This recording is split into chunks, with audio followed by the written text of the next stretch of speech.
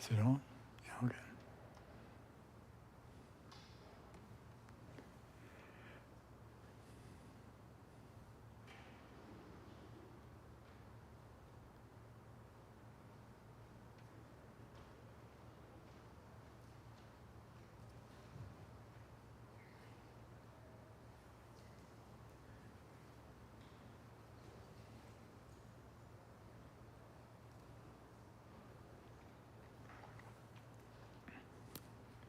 So, good morning, welcome. Anyone new to the center? First time for anybody? Good. So we will begin by reciting the refuge prayer. It's in the red book on page 4.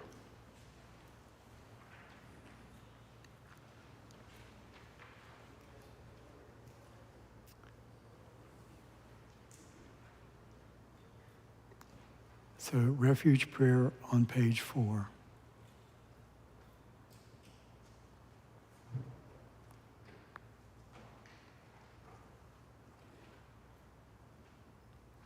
In the Buddha, the Dharma, and the assembly most excellent, I take refuge until I reach enlightenment.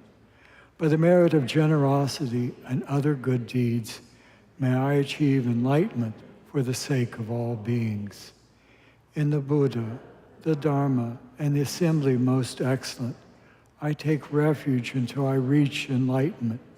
By the merit of generosity and other good deeds, may I achieve enlightenment for the sake of all beings. In the Buddha, the Dharma, and the assembly most excellent, I take refuge until I reach enlightenment.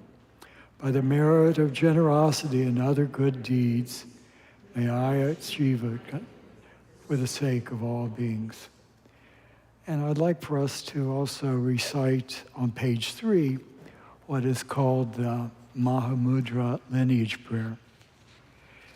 It basically, in very brief outline, shows us the path given to us by the masters of our lineage, and they're mentioned here in the prayer itself.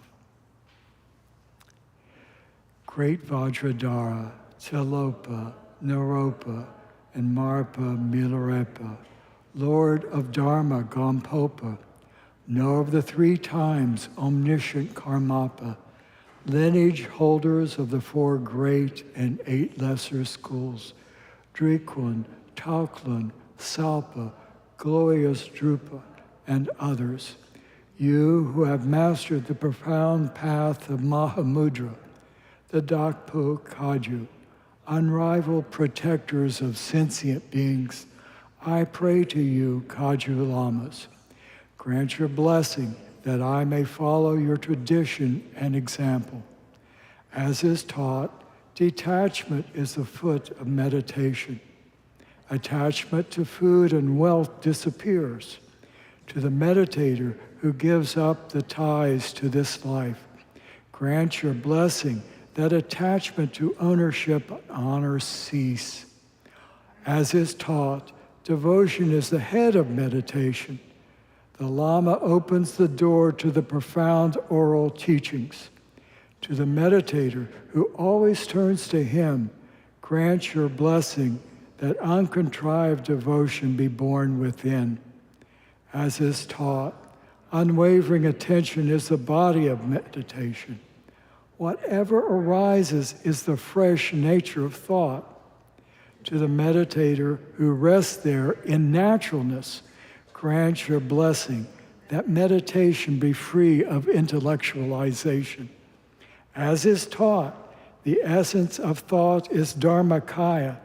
They are nothing whatsoever, and yet they arise.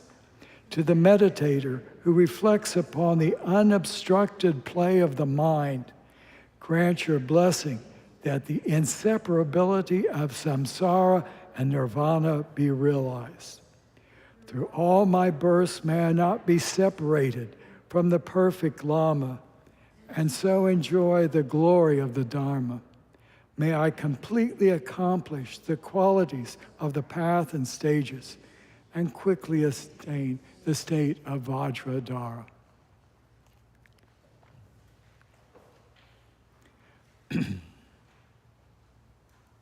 don't know about you, but I've had a really busy morning. And so let's just take a moment to rest our minds. Don't have to meditate, just rest your mind for a moment before we begin.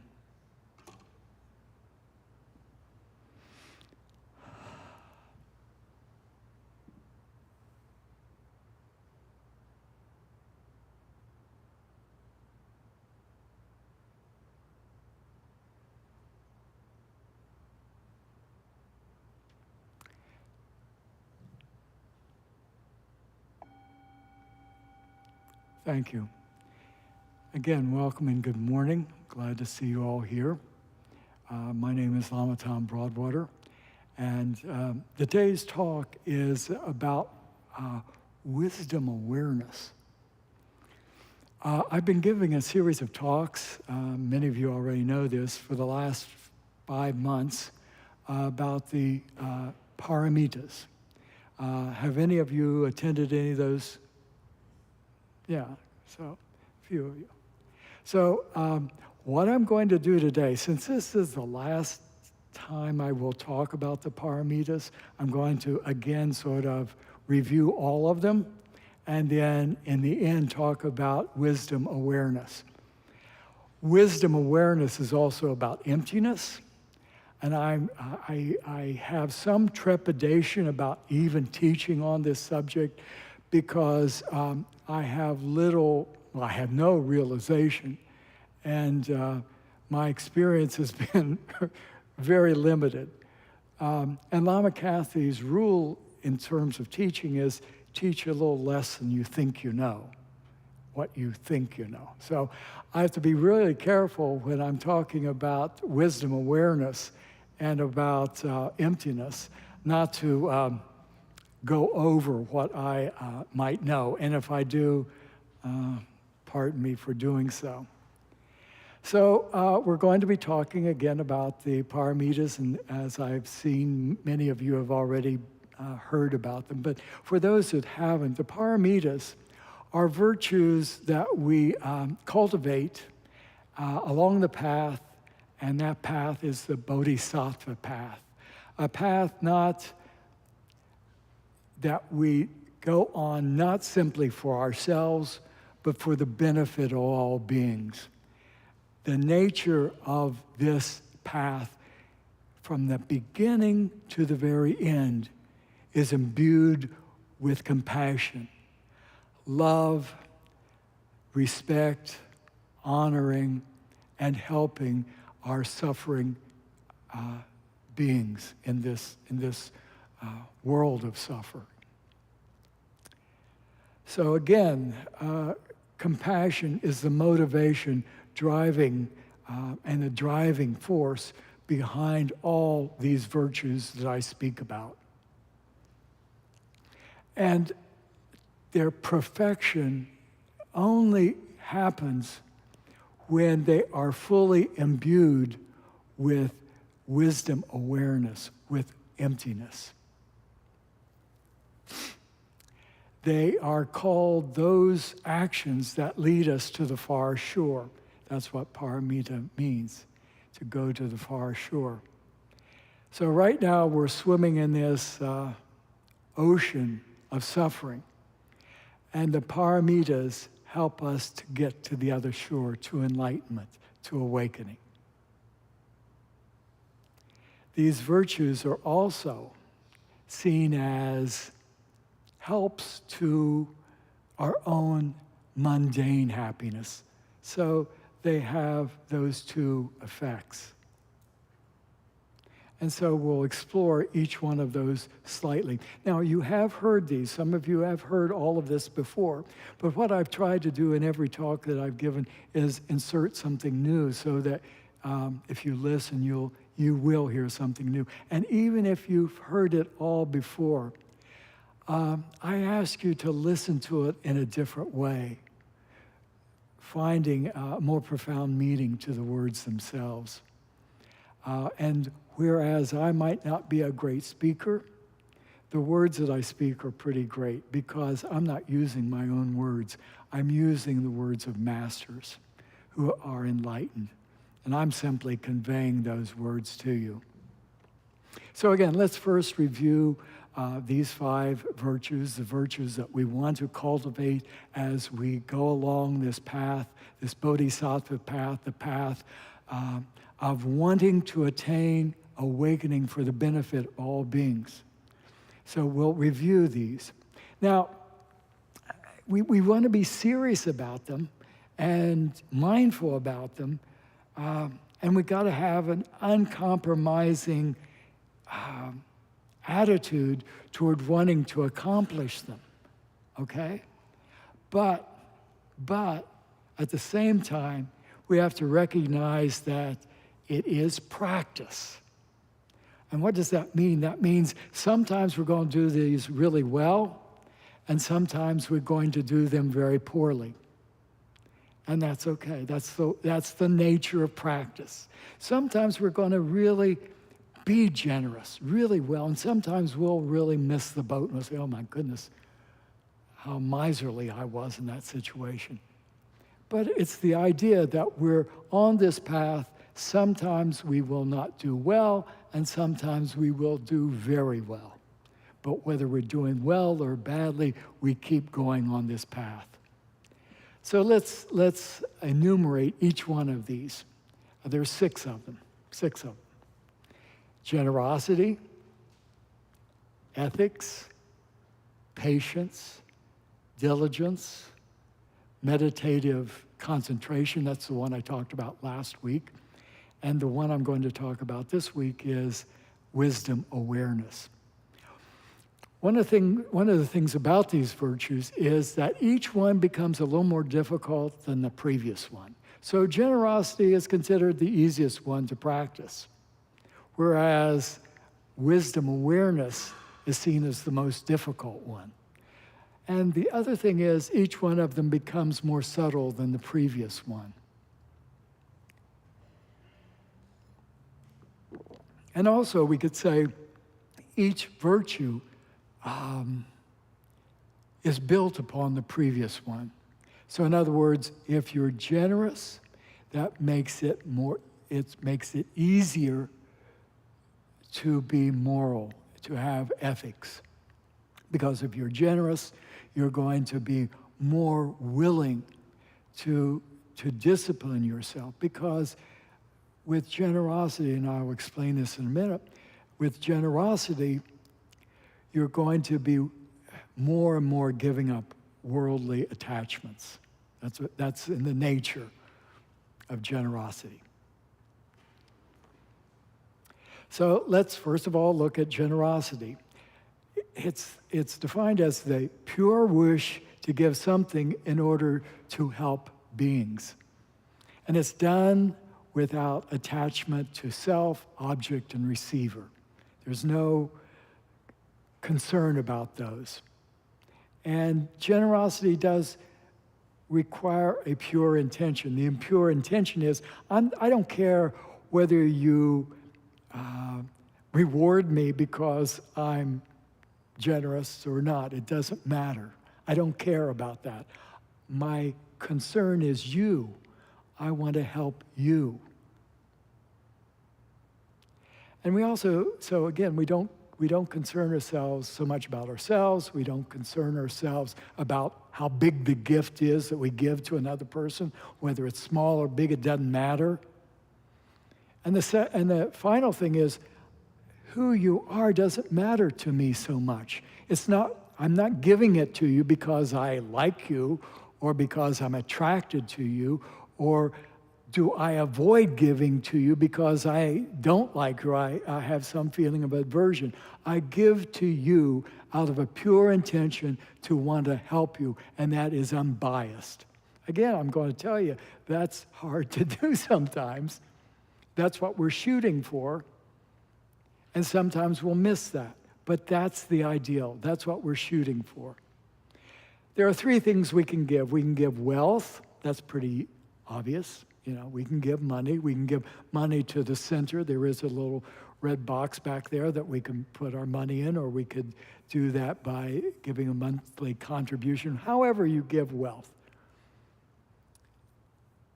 And the other thing, we can give our presence. And perhaps that's the most important thing.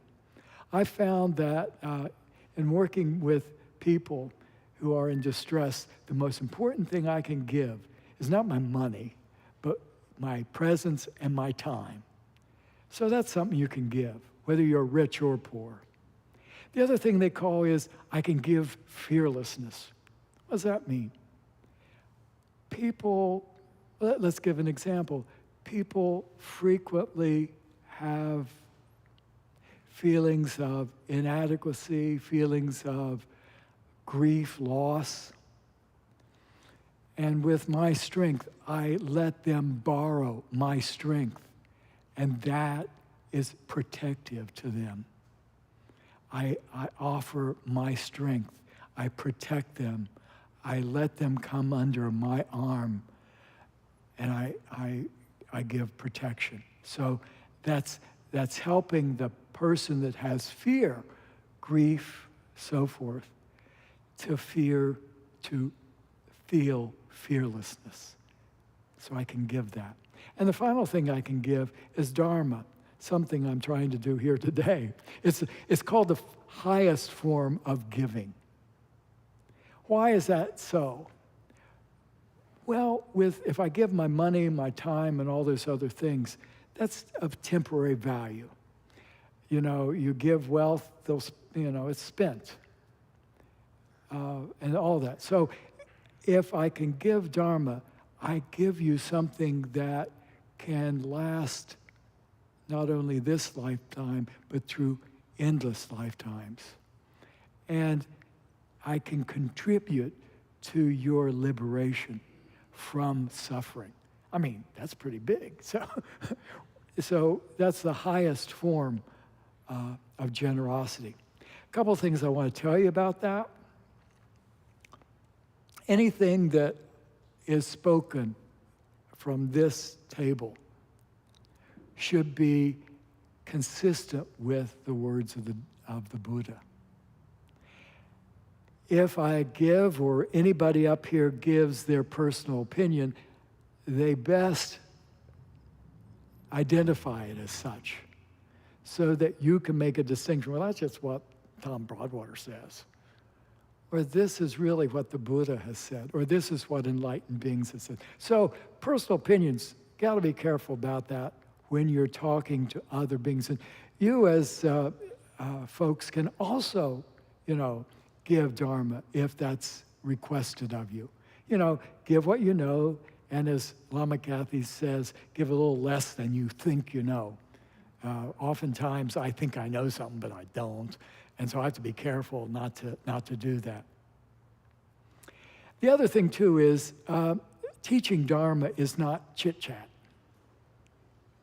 So when someone asks you something about Dharma, try to figure out what their motivation is. They may just be curious, and as such, you just give them, an answer that satisfies that particular question they have. Or they may be serious. They want to know. They're suffering, and they find that maybe the Dharma is going to help them. So you have to look at the person to whom you're giving Dharma. And also you have to look at where they are. Are they just beginning, or have they had some experience?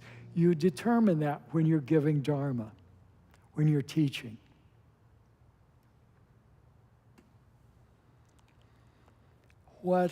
And I said this earlier, what happens if we are generous?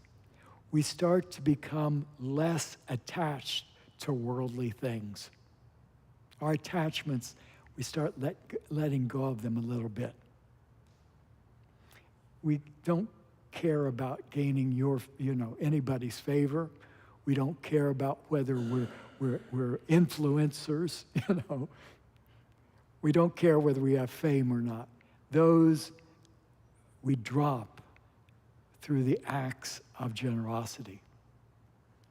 Those are just not proper motivations. Now let's go to the next one. The next one is moral ethics. And basically, it's very simple what that is. It is to refrain from negative actions and perform positive ones. And again, out of a pure motivation to want to help other people. That's really important. Compassion, again. I do it because I act morally, because out of compassion for you, to help you. I refrain from negative actions because I want to help you.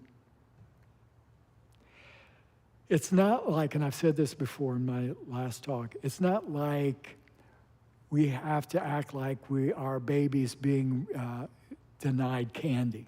You know, I can't do that. You know, you're not going to have that. It's candy. It's more like we don't want to drink poison. Negative actions are poison, and we don't want to do that. And this moral activity does not mean we can't enjoy ourselves, can't have fun. It just means we don't act negatively. We never have an intention to harm another being, and our behavior is around that issue.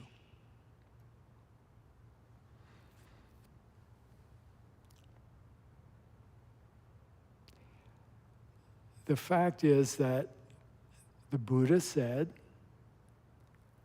avoid evil, do as much good as you can, train your mind. That's the word of the Buddha. That's simple ethics.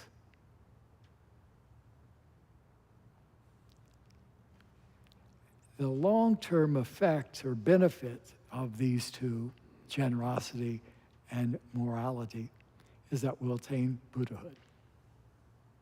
The short term is we'll be respected by people. Now, we're not, again, I'm telling you, we're not there for that purpose. We're not trying to get respect. But it is a logical consequence of those behaviors that we will be respected. And the texts have this wonderful phrase. They say if we're moral and we're generous, we're embraced by the Buddhas. Now let's talk about patience. And we'll spend a little time on this, more than I did the last time I talked about it. Patience is having an undisturbed mind and the absence of retaliation when faced by harm created by circumstances or by other people. And it is at the absence of retaliation in the face of those harms. It's really a state of mind that remains untroubled even when one is harmed. Again, this is the ideal. We're going to feel on this sometimes. But this is what we strive for, to have an untroubled mind even in the face of difficulty. Now, I don't know about you, but frequently my mind is troubled when I'm harmed. But when I recall what patience is, I can bring my mind back to that. So, you know, you might have a moment of, but then recall what patience requires. An untroubled mind and no desire to harm another being. Patience, and this is really important because it's a little different than what we think of patience. Patience is not waiting till there's a better moment. It's not like, I'll just sit it out. I'll be patient until all this gets all better. There are some circumstances in our life that don't get better. If you have a chronic illness, that's probably not going to get better. So it is not about waiting till it gets better. But it's moment by moment. Patience, moment by moment. Being in the present with whatever difficulties there are. Being present to your difficulty. Not being overcome by it. being present to it. That's patience. Does that make sense? Yeah. So, yeah, let's wait. Yeah. That's okay. So a good thing back there. I had a question, and hopefully we're going to have time at the end for questions. You need to be patient. So, again, when we're harmed, we don't think about retaliation. We try to keep a mind that remains relaxed without thinking of taking action. I'll give you a little story about patience, not getting angry. And I've told this story before, but it's worth telling again. Some years ago, when I got out of retreat, I went to a weekend retreat with Kempokarta Rinpoche. And we did a puja there. And part of the puja involved dealing with certain sacred substances that had great blessing in them, accumulated over many, many years. And Lama Kathy and I were basically lopans for that. So anyway, at the end of the puja, we were cleaning up, and I mindlessly picked up one of these sacred substances and just threw them out. So when Lama Kathy asked me, where is, and it was sand, and it had a great blessing involved in it. And when Lama Kathy asked me, she said, where is it? I said, I threw it in the grass. She said, oh, you're going to have to tell Rinpoche that. I'm not going to. And oh my gosh, he's going to really be upset. He's going to say, you stupid, So I waited about 2 days and spent 2 nights, sleepless nights, worrying about this. So I had a meeting with Rinpoche, and I said, Rinpoche, I threw out the sand, the sacred substance that has accumulated blessings for dozens of years. And he looked at me and he said, it's just sand. You can get that at the seashore.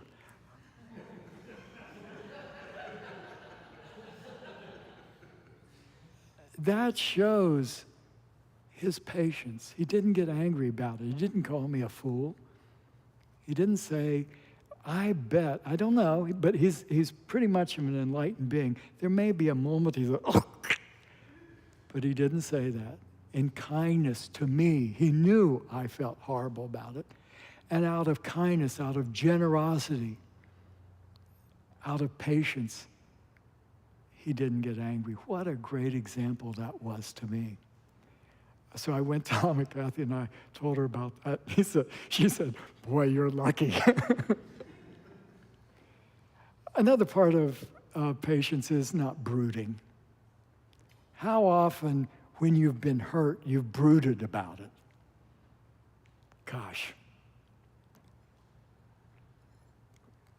And when we think about it, brooding hurts us. It doesn't hurt the person that harmed us.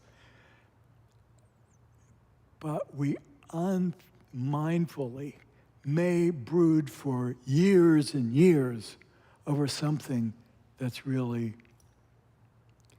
in the long run, not that important.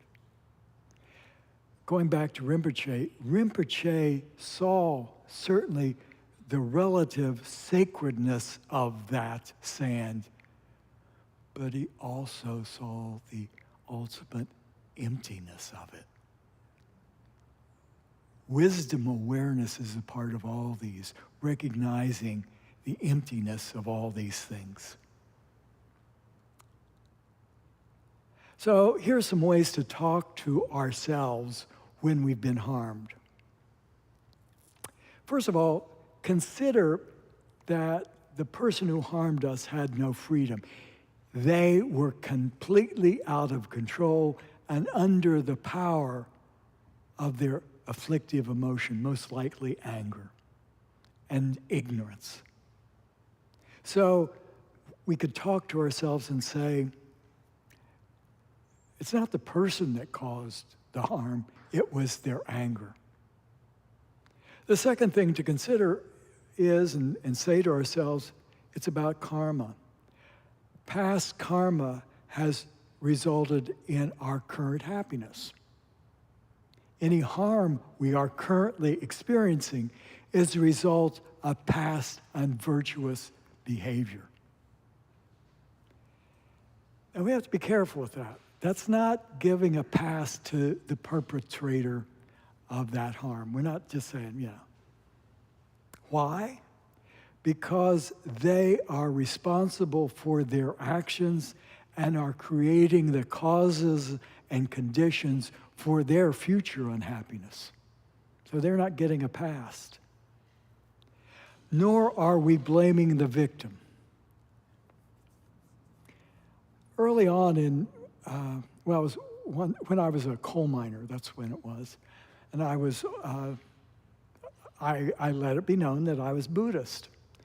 And one of my fellow coal miners, he lost his son. He was on a riding lawnmower, and his toddler was riding on the back of it, and he fell off and fell into the mower and was killed. And he said to me, and you as a Buddhist are going to tell me he's responsible for his death? He's innocent. He was only a toddler. The most unkind, unpastoral thing we could say to that grieving father was, it's a result of karma. Why would you say that?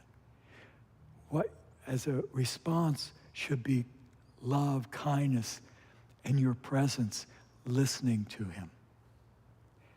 But certainly, what we have to recognize is karma has a long reach back into previous lives. And its fruition, when it comes to manifest, is difficult to determine.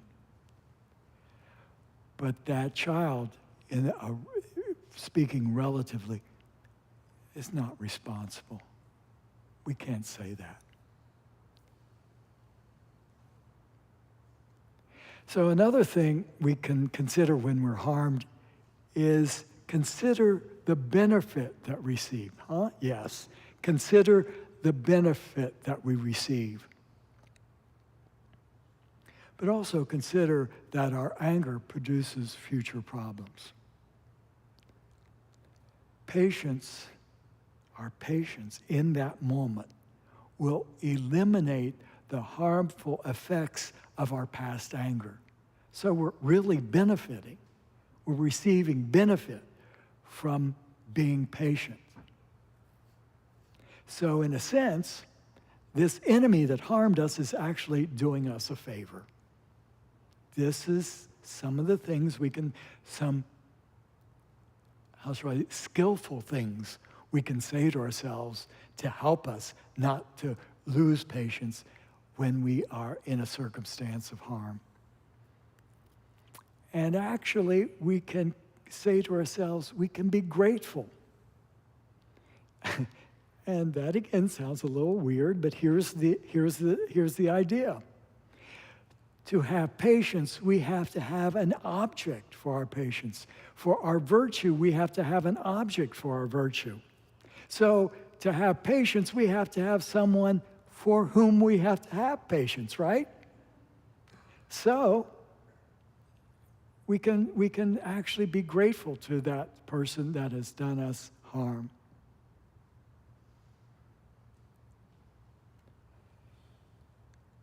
And the final thing, the great benefit of being patient is the bottom line. If you're patient, and that's a virtue you're cultivating all the time, no one around you is going to be hurt. That's a big benefit these days. You won't harm anyone. Looking at the time, I don't want to go over here. Another thing is you can, in terms of reflecting on patience, you can feel close to those people that are harming to you. From a Buddhist perspective, that person was at one time your dear mother, your dear caregiver, your dear brother, your dear sister. They were that. And what's really funny about enemies, one day they're your enemy, but because of impermanence, the next day they're your best friend. I've seen that occur over and over again. I've been working with one fellow for a long time, and he had this real grudge against one person. And he worked on that for a long time. And something opened up to him. I think it's the practice and generosity. Something opened up to him. And all of a sudden, he called me one day and he said, Lama Tom, I love that person. I feel so badly that for so long, I held them as my deepest enemy. Impermanence can change your biggest enemy to your greatest friend. The other thing to reflect on, we don't have to create suffering. There's already too much of that in the world. Just look around. Reflect on that. And the other idea here, and again, it's just a reflection, we want to cherish all beings, even our enemies. Enemies in quotes. If we take the Bodhisattva vow, which you can take on the 29th of this month in the afternoon, Sunday, if you take the Bodhisattva vow, you vow to cherish all beings. And that means you won't harm them. And if you harm them, you're going against that commitment. Now, the next virtue, so that's patience, a difficult one. And they keep getting more difficult. So the next one is diligence. And diligence is more subtle and more difficult than the other two. Diligence is something we apply to positive things, not to negative things. I mean, thieves are diligent, right? I mean, they they go to great trouble and great concentration to steal from folks. But that's not the kind of diligence we're talking. We're talking about the diligence that focuses on positive things, practice, for example. Diligence also means taking delight in practice, recognizing that in practice, slowly, we're overcoming our ignorance, we're overcoming our afflictive emotions, and we should take delight in that. I remember one time when I was in retreat, we were doing prostrations, and we had to do them pretty quickly. And I was looking like pretty down, discouraged, and, and our head master came in and said, "What are you looking so discouraged about?" And I said, "Well, I have to do all this work." He said, "You should delight in that, because as a result, you're gaining great merit and you're overcoming your afflictive emotions. What more do you want?" That's a hard thing to recognize, but once you do, it makes whatever trial your experiences as a result of your practice seem pretty light. So let's identify what keeps us from being diligent. There's called the laziness of apathy, the laziness of discouragement. That's what I'm talking about when I was doing my prostrations. And finally, the laziness of being involved in lower pursuits, lower aims. So apathy is pretty well, I think we can understand that. It's not to be, it's prepared to do nothing at all. And I'm not talking about clinical depression. That's another thing to consider. I'm not talking about that. There are other solutions to that. I'm just talking about our habit of not being prepared to do anything at all. Sleeping, lying around, wasting time. Such a tragedy.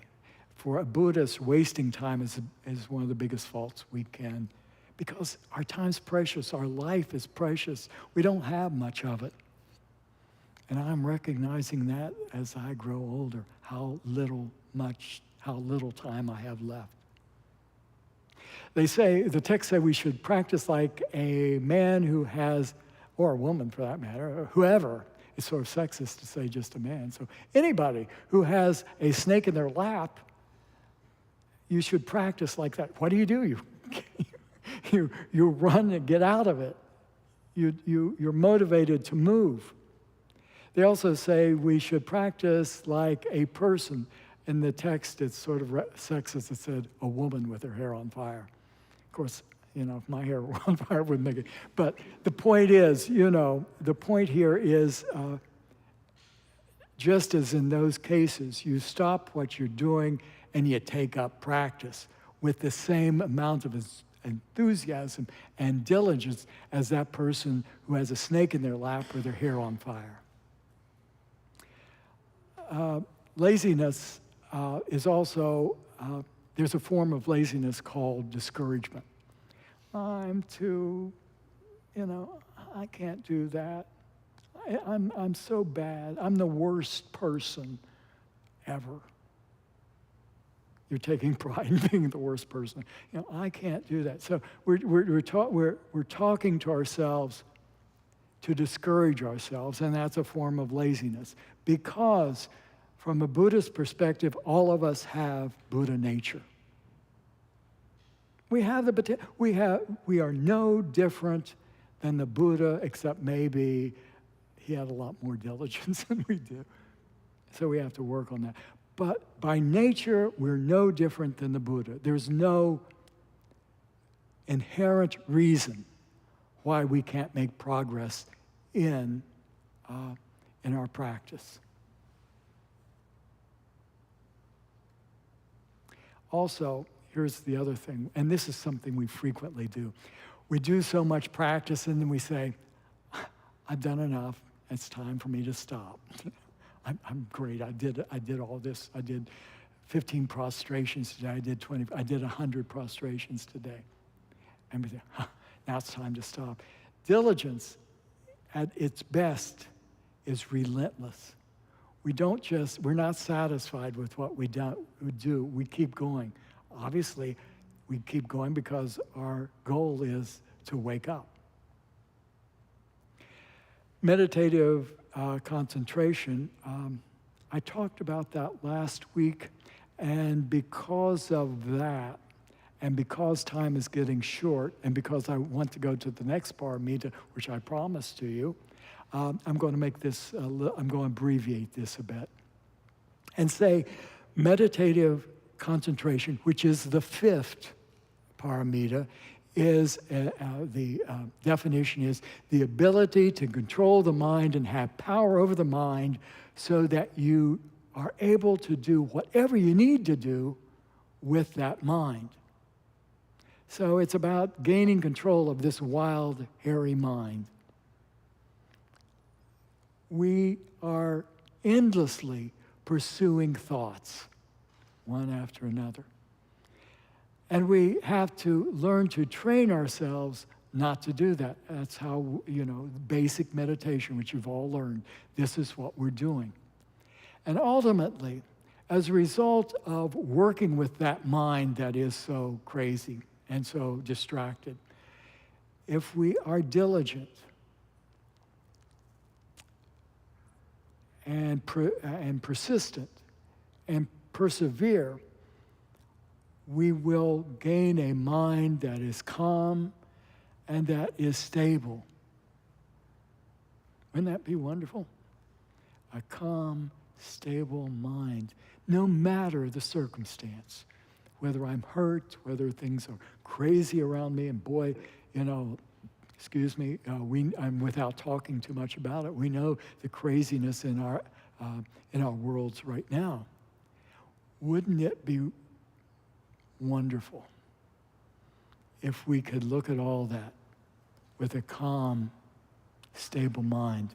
Not to be apathetic about it, but to be able to really see it for what it is and act skillfully as a result. Wouldn't that be wonderful? Meditation, if we pursue it and make progress on it, we will gain at least some calm, some stability.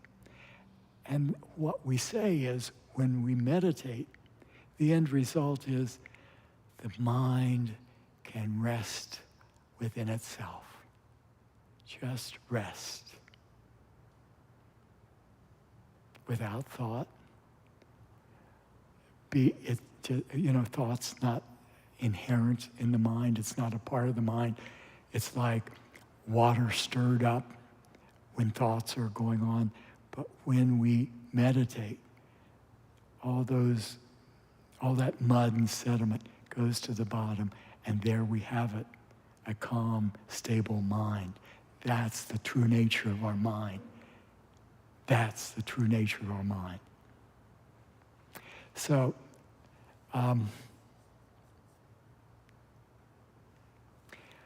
at first, and I have to make this caveat here, at first we're going to have to use a lot of control. We've got to be really mindful and alert. But as we go along and the mind gets trained, we can relax a bit and just allow the mind to rest. So the instructions on what to do in terms of meditation depends upon what stage you are within your meditation. A beginner needs to be strongly alert for when thoughts come, and because if they're not, they're just going to follow those thoughts. So you have to be alert. But at some time, your mind will be trained enough that you can relax a bit. Okay, so now let's go on. If we develop a stable mind, that mind that's clear, we can then sort of look at it. And this is where wisdom awareness comes in. Now, I warn you, what I'm going to tell you, I've not realized, okay? I'm not, so it's my intellectual understanding of all of this. It's not my experience. And this is what the great masters say. First of all, wisdom awareness, just take that word, wisdom awareness, aware of wisdom, is part of each one of the paramitas. And in fact, their perfection requires wisdom awareness. If we don't have that, and that wisdom awareness, remember what I said about Rinpoche, he understood the ultimate emptiness of things. It's about understanding the emptiness of all things. So each one of the paramitas requires a certain amount of awareness, emptiness of things, ultimate emptiness of things. So the definition of wisdom awareness, and boy, we're not going to have a lot of time to discuss this. Maybe someday we'll have a Saturday program just on this subject, because it requires a lot of discussion. But the simple definition is that wisdom awareness is the exact discernment, understanding, and appreciation of things as they really are, not as they appear. So I'll repeat that. It is discernment, understanding, and appreciation of things as they truly are, not as, and be able to distinguish that from the way things appear. So we can have wisdom awareness about worldly things, We can have information about a lot of stuff and be wise about all those things. And there's nothing wrong with that. We can be aware of a lot of outside external things and be really smart about that. But that's just worldly wisdom. There's another kind of wisdom, and it's called, I'm going to use a fancy word, sorry, it's called super mundane wisdom. A wisdom that goes beyond the simple worldly wisdom that we can acquire in life. It's like this. Worldly wisdom is like if you're like going downstream to find the source of things. Well, you can't do that. You have to go back and to find the source of where that river is. So it's not like we can find things out there that gives us super mundane wisdom. We have to go inside. We have to look inside for that wisdom. So with a calm mind, a stable mind, we look inside. And through looking inside, we can eventually gain this wisdom. So let me back up a little bit and let's talk about this a different way. The root of all of our problems, I think you'll agree, is suffering. The answer as to why that is because we take things to be so real that they aren't. They're not real. We make that mistake. The biggest mistake we make is we consider the self to be something when it's not. We consider the self as something solid, real, and substantial. And from that mistake, all other mistakes occur. What occurs when we solidify the self, it becomes an I, me, and mine. And so anytime somebody transgresses I, me, or mine, I'm going to react. And that reaction is the source of all of our difficulties. So what we do once we've established this stable mind is we look at the emptiness of a personal self. If we consider all of the suffering and negative factors in our life, pride, ignorance, all those things, this feeling that there is something deeper, there's this I, there's this me, there's this mine, that's the problem. It's not like when we meditate on the absence of a real I or me or mine. It's not like we have to brainwash ourselves that they're not there. It's not like that. They really aren't there. And we just have to recognize that. We don't have to brainwash ourselves. It's just, they're just not there.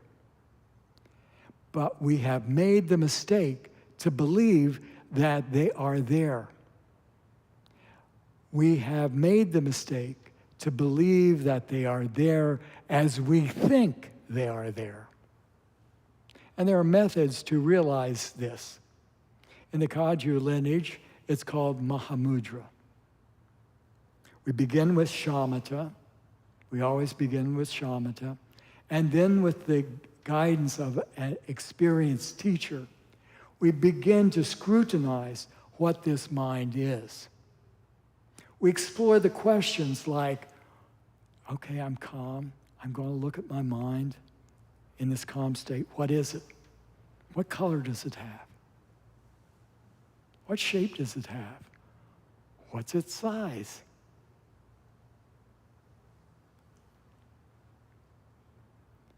And we look again and again, and we don't find anything. And we rest.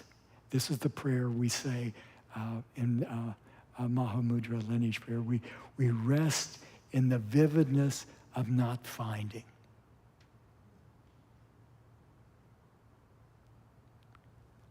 I haven't had that experience yet. But that's we can at least understand the poetry of that. We keep looking, we don't find. Even the Buddhas couldn't find it.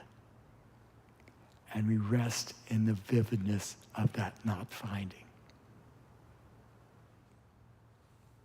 And it's not like we're not finding anything because there's something there. And if we just try harder, we'll find it. It's not like that.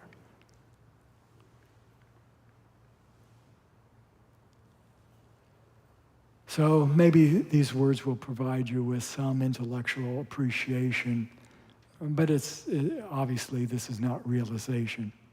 Words are not the experience and the confidence in that experience. And certainly words are not realization. You have to have a qualified teacher to help you develop the confidence and the experience and the realization involved. But first, we have to cultivate shamatha until we have some degree of calmness, clarity, and stability. We have 5 minutes, so I'll entertain any kind of questions you have, or thoughts or comments.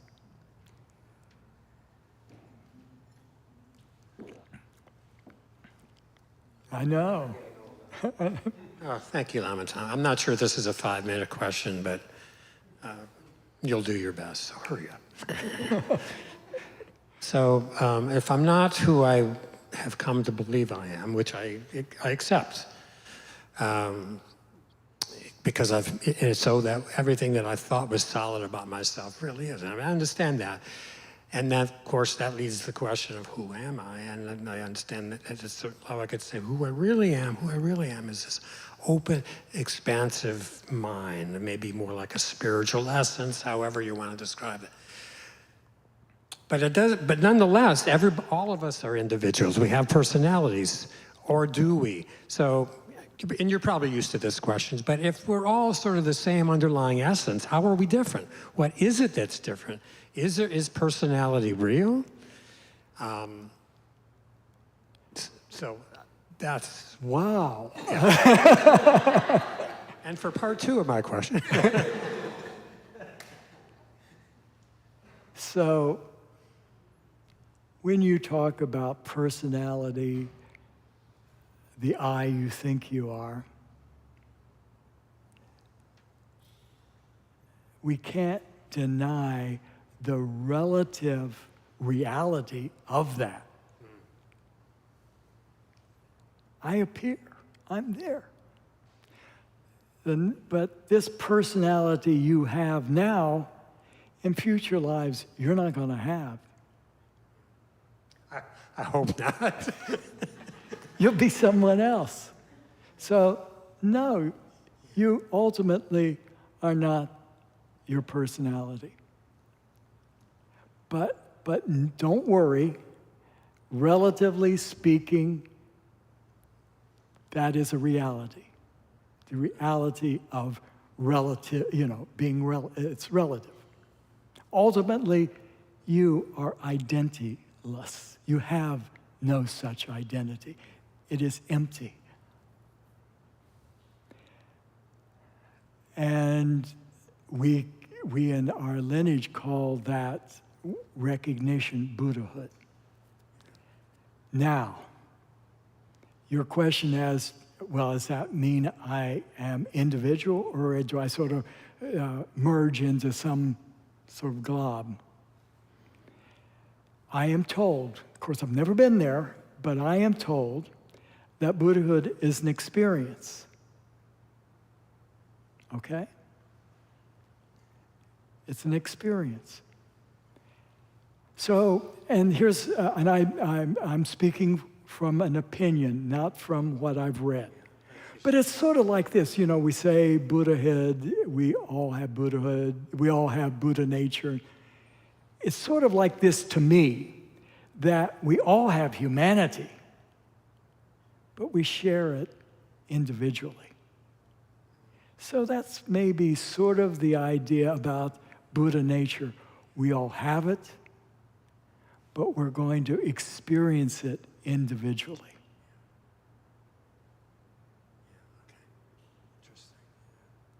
So, yeah, because even two perfectly enlightened beings are still going to be different.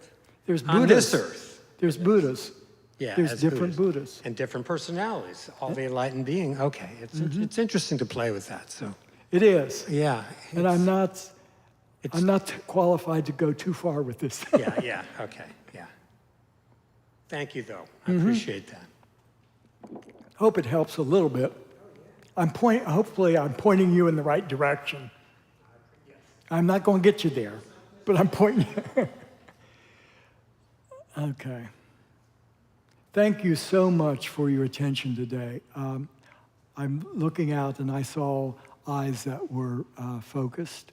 I didn't see anyone fall off their chair and fall asleep. I have seen that, though. I have actually seen that. In fact, it was, well, I won't go into that. So what we do, and we do it with whenever we perform any act of virtue, and this is something I didn't say in the talk, anytime we perform an act of virtue, we should, in generosity, offer that for the benefit of all beings. That's an act of generosity. I'm giving it away. I'm not going to keep it. I'm not going to go out here and pat myself on the back and say how great it was that I came here rather than someplace else and I really listened well and blah, blah, blah. I'm just going to offer it, throw it out there in this ocean of suffering, hoping and knowing that that contributes in some small way to the benefit of beings, and it's going to help in some way to awaken other beings. So by the merit, and I'm just going to make one up here, that's okay, a dedication. By the merit of our being here today, by the merit of our listening, by the merit of our future attempt to incorporate virtue into our lives, by our vow to benefit beings, may we reach Buddhahood for our own benefit and for the benefit of all beings. And by this same virtue, this virtue of being here, listening to the talk about the paramitas, may we overcome our ignorance and be pointed in the right direction towards our own awakening. So from the stormy waves of birth, old age, sickness, and death, from this ocean of suffering we call samsara, may we free all beings. May we free all beings. May we free all beings. So let's just take a moment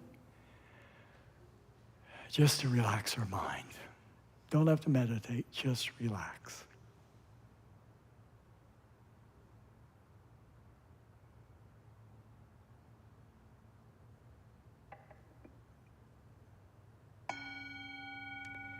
Thank you all. Have a great week, everybody.